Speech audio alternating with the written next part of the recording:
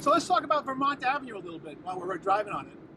So in the years predating the Harbor Freeway, Vermont Avenue was the main thoroughfare for people coming into Gardena, driving down from Los Angeles.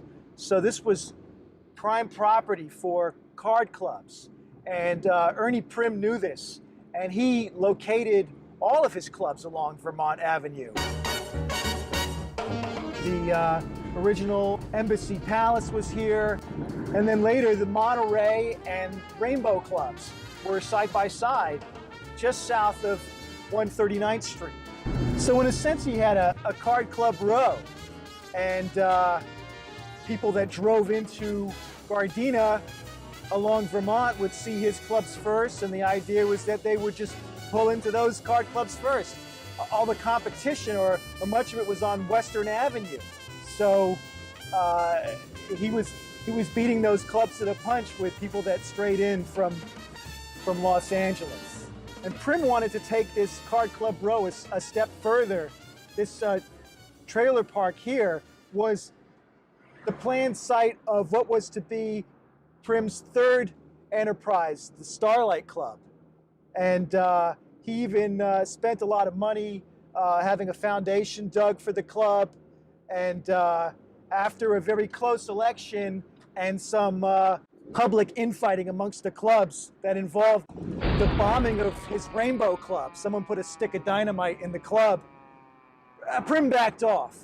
That was one of his ways of settling that dispute. They paved over the foundation and agreed not to build the Starlight Club because of the share of business that would have taken away from his competitors. Primm always had fantasized about the big leagues. He'd had a time where he'd owned a club in Reno, Nevada. He'd been a partner in another one in Reno, real casinos. And I think what it was here was that the walls were always closing in on Primm, and that was always felt, that the forces in the community, the moral forces that wanted to ban the card clubs and the ouster of the card clubs was always on the table. There was always somebody working up the community to try to get rid of these clubs. And so Primm, Nevada, which was formerly known as State Line, was really like an escape route for Primm. That was his B plan, that one day they wouldn't survive here, and that he would need another place ready to go, another operation. So in the 50s, he started buying land there. He bought land from Pete McIntyre, who was a Texas moonshiner who ran basically a gas station out in the desert.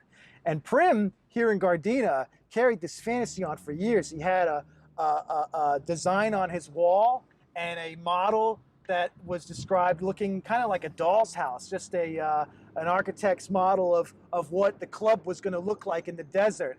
And Vegas existed at this time, but everybody still thought being that far, nearly an hour south of Vegas, was crazy that you would want to put this casino in the desert. Who's going to want to go there? And he would drive out there with Blaine Nicholson, his public relations man and partner, and he would look at that barren desert plot of land and he would say, what in the world am I going to do with this? And it was his vision.